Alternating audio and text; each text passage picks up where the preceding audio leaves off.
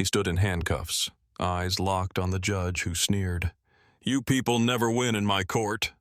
43 seconds later, the FBI stormed in, bolting the judge to his own bench and tearing it apart with him still on it.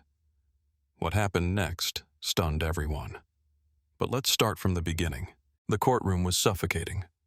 Not from heat, but from tension so heavy it curled around throats and squeezed the air out of the room. A dusty beam of light cut through the tall windows, revealing floating specks of dust that seemed frozen in time. People barely whispered. Some clutched their chests. Others stared blankly, as if they couldn't quite believe what they were witnessing. Marcus Devine stood alone in the defendant's box, dressed in a cheap, ill-fitting suit borrowed from a church friend. His wrists were locked in steel cuffs that had left raw red marks from hours of waiting. He didn't flinch, not once. Not even when the bailiff whispered behind his back, thinking Marcus couldn't hear. "Bet he's guilty as hell. They always are." Marcus's jaw tightened. The man had been a pillar of his community for over 2 decades. He'd built youth centers in neighborhoods forgotten by politicians, mentored kids whose fathers were in jail, and negotiated ceasefires between rival gangs. He had seen too much to be afraid of words. And yet today, those words might destroy his life. Across the room, in the front pew, sat his wife Carmen, eyes swollen from crying but filled with fire. Next to her, their 14-year-old daughter, Aliyah, gripped her mother's hand like it was the only thing keeping her from falling apart. Their 2 sons, Jaden and Eli, clung silently to her sides, dressed in church clothes they hadn't worn since their uncle's funeral. They had come hoping justice would speak. But justice, it seemed, had lost its voice long ago in this courtroom. Presiding over the trial was Judge Gregory Hanover, a man with a face carved in permanent contempt.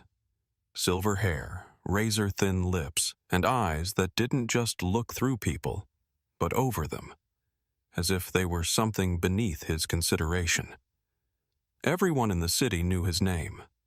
Hanover was the kind of judge who smiled when handing out life sentences. He was the kind of man who bragged at bar associations about how fast he could clear a docket. He didn't believe in redemption, only in order, punishment, and the illusion of superiority. The case against Marcus was paper thin. The state alleged he'd embezzled $72,000 from a community grant. No direct evidence. Just bookkeeping inconsistencies and the testimony of a disgruntled former employee, a man Marcus had once fired for stealing snacks meant for homeless kids. But prosecutors didn't care. They saw a black man with influence, a black man others looked up to. That was enough. The trial had lasted 4 days. 4 agonizing days of half-truths, missing context, and a parade of witnesses with motives no one bothered to question. Marcus's public defender had tried, truly tried, but it was like punching underwater. Every objection overruled, every motion dismissed, every glance from the jury met with Hanover's scowl, silently commanding obedience. Now, the verdict loomed. Judge Hanover leaned forward. A smirk teased the corner of his mouth. He was savoring it. "I suppose," he began slowly, letting his voice drip with sarcasm, "you think you deserve a second chance, Mr. Devine." Marcus didn't answer. "You see," the judge continued, glancing at the jury like they were accessories to his monologue, "people like you come in here all the time, pleading innocence, blaming the system, claiming conspiracy." He leaned back, lifted his gavel slightly, then paused, looked directly into Marcus's eyes, and said it. "You people never win in my court." Gasps erupted. Someone whispered, "What did he just say?" Carmen's hand flew to her mouth. Aliyah's eyes widened in horror. Even the court stenographer stopped typing for a moment, unsure whether to record it. Marcus didn't blink. "I'm not here to win," he said calmly. "I'm here to stand." Hanover slammed the gavel down like it was a weapon. "Guilty." Silence, then chaos. Carmen cried out. The boys clung to her legs. Aliyah broke down sobbing, shaking violently. Reporters outside scrambled to write their headlines. "Community leader convicted in charity fraud scandal." Marcus was led away in chains, but his gaze never wavered. He kept his eyes on his daughter, as if to say, "Don't you dare look away from this. Remember what truth costs." Outside, the streets boiled. Protesters shouted through megaphones. News vans circled like vultures. But inside that courtroom, the place where justice was supposed to live, something had cracked beyond repair. Judge Hanover watched the scene with the same expressionless face he'd worn all trial. He saw pain, he saw tears, and he enjoyed it. To him, it was just another case. Another troublemaker put away. Another statistic on his record. But what he didn't see, what he couldn't see, was the fire he had lit. Because truth may be delayed, but it never stays buried. And in exactly 43 seconds, Judge Hanover's entire world would come crashing down around him. The morning after the verdict, the neighborhood felt hollow. The community center Marcus had built with his own hands stood locked behind yellow police tape. The mural of kids holding books and basketballs looked almost ashamed, like even paint could feel grief. The laughter that used to echo inside had vanished, replaced with silence so loud it rang in people's ears. News trucks still hovered like flies around a wound. Every station ran the same headline: "Community leader found guilty of embezzlement, betrayal from within." They used old photos of Marcus in a hoodie, not the ones where he wore a suit giving scholarships. They showed blurry images of the courthouse steps, zoomed in on his shackled wrists, slowed down the moment the gavel dropped, looping it like some kind of victory dance. For some people, that's all it took to erase 20 years of service. Carmen turned off the TV. The house was dark, blinds drawn tight. She hadn't slept. Not really. Not since the verdict. She sat at the kitchen table in Marcus's sweatshirt, fingers trembling around a chipped coffee mug.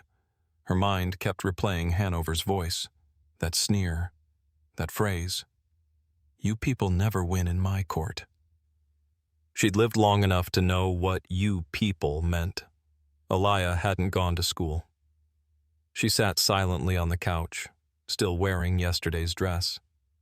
Her phone buzzed with cruel texts from classmates. Some said things like, "Is your dad gonna steal your prom dress too?" Others just sent memes with handcuffs and laughing emojis. She read them all without expression, then deleted the app. Jaden, the oldest son, tried to act tough, said he didn't care, said the court was rigged and always would be. But that night, Carmen found him crying in the bathroom with the faucet running, trying to muffle the sound. Eli, just 8, kept asking when Daddy would come home. Carmen had no answer. Rumors moved faster than truth ever could. In barbershops, churches, basketball courts, everyone had an opinion. Some stood by Marcus, swearing he was framed. Others shook their heads, disappointed.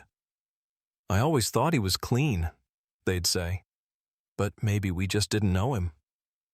Sponsors pulled out from programs overnight. Donors withdrew pledges. Local officials erased social media posts that once praised Marcus's work. His name became radioactive, like loyalty to him was a liability. The board of the nonprofit he'd helped build announced it would pause all youth initiatives until internal audits could be conducted. In 2 days, his life's work was gutted, but somewhere, buried in the grief, a fire started to kindle. It was Denise who reached out first. She used to work under Marcus, sharp, no nonsense, good with numbers. She had quit a year ago after a falling out with the nonprofit's board, claiming they'd pushed her to adjust financial reports. No one had listened. No one had cared. But Denise hadn't forgotten. She called Carmen late in the evening. Her voice was low, urgent, and filled with guilt. I kept quiet, too long, but after what that judge said, I couldn't sleep. Denise met Carmen in a church basement the next day. She brought a manila envelope, thick, overstuffed, labeled only with one word: copies. Inside were pages and pages of financial statements, invoices, and emails. Documents Carmen had never seen at the trial. Donations rerouted, grants redirected, signatures forged, and always, the name Travis Hanover appeared, the judge's cousin, treasurer of the nonprofit, untouchable. He's the one who made the payments disappear, Denise said. But they needed a scapegoat. Carmen's hands shook as she read. They used my husband to protect their own. And Judge Hanover made sure the court didn't ask too many questions, Denise added. That whole trial was theater. It felt like bile rose in Carmen's throat. All that pain, all that humiliation. Choreographed. But what could she do? She was just a nurse, a mother, a widow in everything but paperwork. Until someone mentioned Elias Boone. A former military investigator turned federal agent, Elias had earned a reputation for doing the right thing, even when it hurt his career. He'd exposed corruption in a local police precinct 5 years ago and nearly got himself blacklisted for it. But he had something most didn't, a moral compass that hadn't snapped in half. Carmen found him alone in his office, eating a gas station sandwich and reading a report. He didn't look up when she walked in. I'm not here for a headline, she said, placing the envelope on his desk. Elias glanced up. One look at her face, the grief, the exhaustion, the quiet steel, and he closed the report he'd been reading. What is this? Everything your department didn't see, or maybe wasn't allowed to. Elias opened the envelope. He flipped page after page. His eyebrows tightened. He didn't speak for several minutes. When he finally did, his voice was low, controlled. If what this shows is real, it's not just your husband who was set up. This entire bench may be rotten. Carmen's eyes burned. Then burn it down. Elias sat back in his chair. He was quiet for a long while.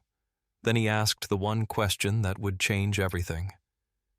Can you testify under oath? I can, Carmen said, her voice shaking. But I'm not the only one who will. Outside, a storm was building, not in the sky, but in hearts. People were waking up, talking, connecting dots they hadn't seen before. Past defendants who'd received unusually harsh sentences under Judge Hanover began speaking out. Reporters started digging. Anonymous tips flowed into federal inboxes. A former juror said they'd been pressured. A clerk hinted that documents were lost on purpose. The cracks were growing. And in the middle of it all, Carmen stood, terrified, exhausted, but unbroken. Her husband might be behind bars, but she wasn't just his wife anymore. She was a witness. She was a sword. And the next time she walked into that courtroom, it wouldn't be to listen. It would be to fight. Tuesday morning came wrapped in gray clouds, as if the sky itself was holding its breath. Outside the courthouse, a crowd had gathered, some with signs reading "Free Marcus," others with phones held high, streaming every second. The tension was electric. Quiet at first, but full of charge, like air before lightning. Carmen stood on the courthouse steps, holding her daughter's hand. Elia wore her father's old hoodie, several sizes too big, the sleeves falling past her fingers. Around them were neighbors, former students, pastors, activists, people Marcus had helped, spoken for, or simply inspired, all of them now watching the building like it was about to explode. Inside, Everything looked normal, at least on the surface. Wooden benches polished to a shine, security guards at their usual posts, the American flag hanging behind the judge's bench, motionless. The walls carried the same stale silence they always did, but beneath that stillness, something had shifted. In the back corner of the courtroom sat Elias Boone, flanked by two plainclothes agents. He wore a dark blue jacket, no tie, no badge on display, just his eyes, sharp and calculating, like a man who knew exactly how high the stakes were. He held a sealed folder in his hands. Not thick, but heavy with consequences. Marcus was brought in through the side door, wrists in cuffs, ankles chained. He walked slowly, with the calm of someone who had already faced the worst and survived it. When he looked up and saw Carmen in the gallery, his shoulders straightened. He didn't smile. He just nodded. Once. The message was clear. "I'm still here." Judge Hanover entered with his usual strut, black robes billowing like a costume. He didn't acknowledge the crowd. He didn't notice Elias Boone. Or maybe he did, but believed himself untouchable. He sat down and immediately began, voice dripping with rehearsed annoyance. "Mr. Devine has requested a formal hearing to review evidence which, frankly, has already been considered. This court reminds all parties that—" "I object," Elias said suddenly, rising to his feet. The courtroom froze. The judge looked up, stunned, then sneered. "This is a closed hearing. Who are you?" Elias stepped forward, raising a badge. "Special Agent Elias Boone, FBI." A ripple went through the courtroom. People sat up straighter. Whispers began. "This is highly irregular," Hanover snapped. "So are forged financial records. So are bribery payments from your cousin. So is the repeated suppression of key evidence during trial." Hanover's jaw tightened. "You are out of line, Agent."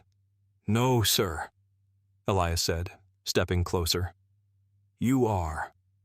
He handed the sealed folder to the bailiff.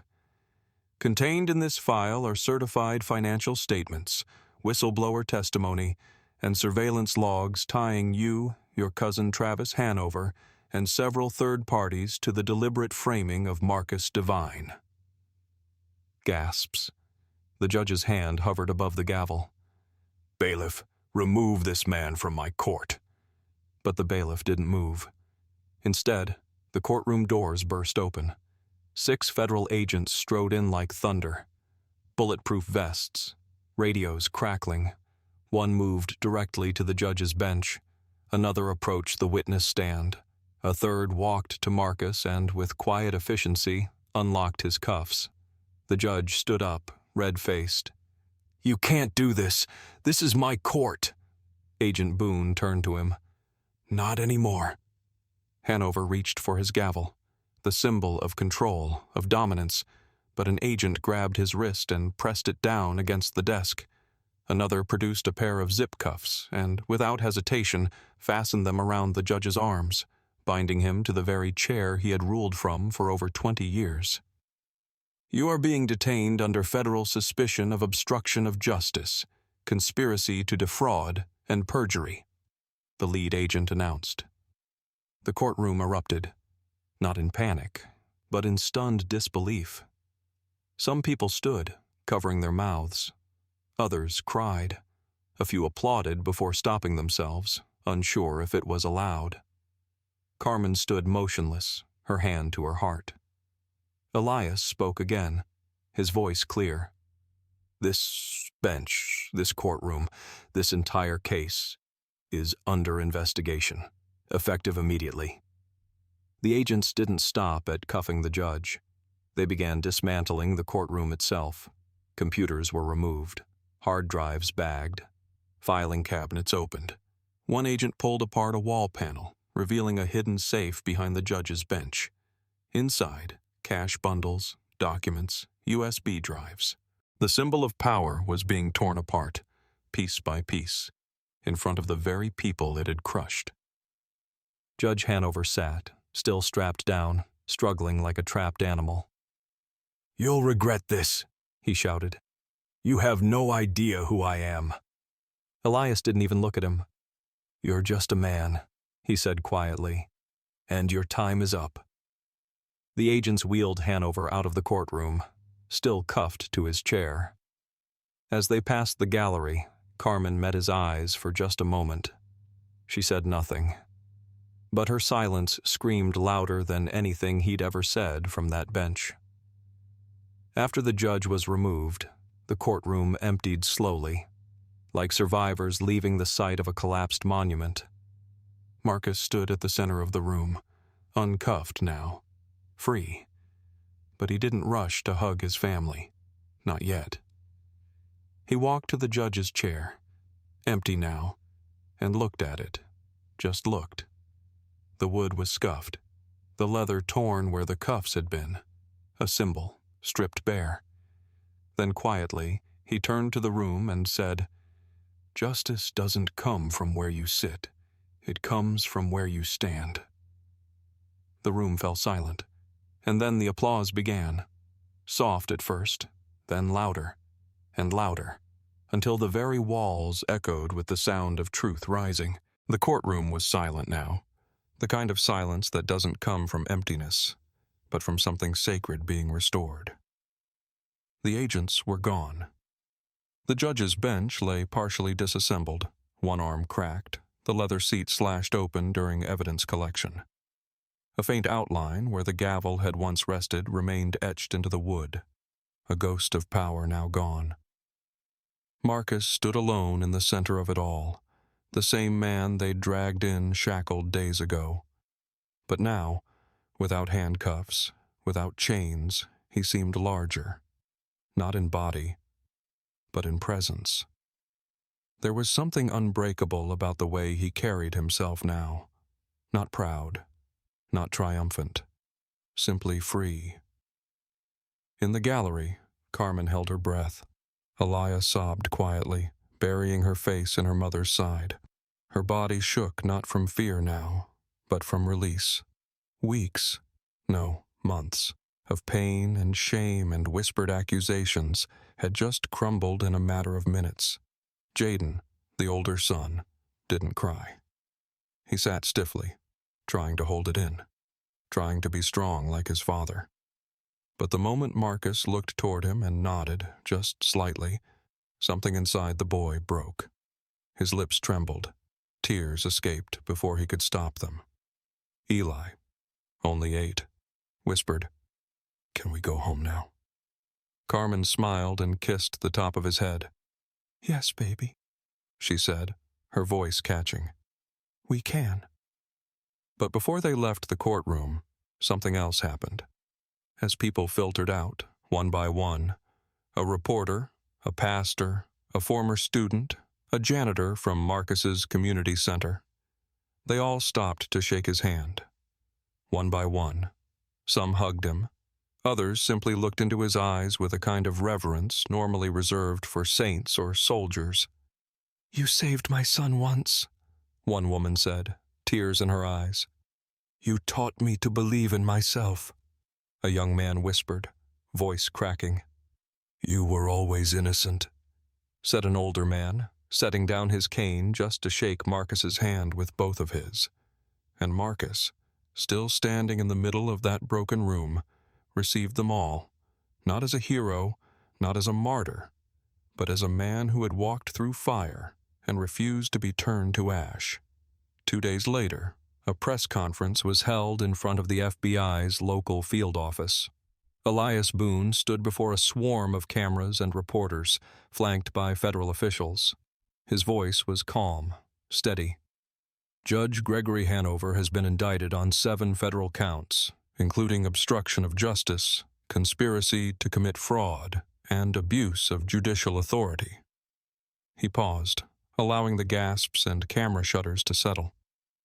"We also confirm that multiple individuals connected to Hanover, including his cousin Travis Hanover, former financial officer of several nonprofits, have been arrested and are cooperating with investigators." A reporter shouted, "What about Marcus Devine?" Elias didn't hesitate. Mr. Devine was the victim of an orchestrated frame job. All charges against him have been vacated. His record is clean, and I believe the public owes him not just an apology, but respect. He stepped away from the podium, and no further questions were taken. Back at home, Marcus sat at his kitchen table. Same one he used to eat breakfast at every morning before court. Same table where he had held Carmen's hands in silence when the charges first dropped. Same chair he'd once slumped in, wondering how fast a life's work could vanish. Now sunlight poured through the windows. Real sunlight. Warm. Honest. Jaden and Eli played outside, trying to teach their dog new tricks. Elia sat at the edge of the porch, writing something in her notebook. Inside, Carmen refilled his coffee. She didn't say much. She didn't need to. Her hand touched his shoulder, and in that simple gesture, she gave him all the peace he thought he might never feel again. He looked at her. "We should reopen the center," he said softly. She smiled. "Already ahead of you." Word spread fast. Within a week, volunteers returned to the shuttered youth center on Maple Avenue. They ripped down the caution tape, cleaned out every broken desk and dusty corner, repainted the walls, donated books, stocked shelves, planted flowers in front. Local businesses pitched in. Some offered funding, others donated supplies. Former students, now in college or working jobs, came back to help, lifting, fixing, building. They called it Reopening Day, but for many it felt more like Resurrection Day. A new mural was painted on the side of the building, massive, vibrant, impossible to ignore. It showed Marcus standing with outstretched arms, surrounded by children of every color and background. Behind him, a crumbling judge's bench dissolved into roots, deep and wide, feeding a tree of justice that bloomed above them all. Across the top were the words, "Truth doesn't need permission to grow." People came from other towns to see it, to take pictures, to shake Marcus's hand. But he never stood in front of it. He always stood beside it, as if to say, "This was never about me." Weeks passed. Then one day something unexpected arrived. A letter. It bore the seal of the Department of Justice. Inside was a short note and a formal invitation. Marcus had been selected to speak at a national forum on judicial reform. He almost laughed, not out of humor, but disbelief. The same system that tried to destroy him was now asking him to speak on how to fix it. He wasn't sure if he wanted to. Until Carmen said, "If you don't speak, they'll fill that stage with people who've never sat in a jail cell for a crime they didn't commit." So he went. He didn't prepare a speech. He spoke from the heart. "I don't want revenge," he told the crowd of lawmakers, lawyers, and scholars. "I want accountability. I want systems that can't be hijacked by pride, greed, or hate. I want a country where a judge doesn't feel comfortable saying, 'You people never win in my court.'" He paused. "And I want that judge to be the last man who ever thinks he can say it out loud." The room gave him a standing ovation. That night, back home, he stood alone outside the community center. The lights were still on inside. Kids were laughing. Teachers were planning tomorrow's lesson. Carmen was somewhere in the back office helping Elia with her debate speech. The mural loomed behind him, glowing under the street lamp. A man approached slowly from across the street. Elderly, dressed in worn clothes. Marcus didn't recognize him. "You Marcus Devine?" the man asked. "I am." "You saved my grandson," the man said, his voice shaking. "He was headed down the wrong road, and you got him a job, a mentor. You never knew what that meant to us." Marcus was quiet, then nodded. The man reached out and placed a folded note in Marcus's hand. "Just wanted to say thank you." When he was gone, Marcus opened the note. It read, "They broke the bench, but they never broke you." That night, before bed, Marcus stood by the window and looked up at the stars. He didn't believe in miracles, but he believed in people. He believed in truth. And he believed that sometimes even the smallest voice could shake the walls of the tallest courthouse.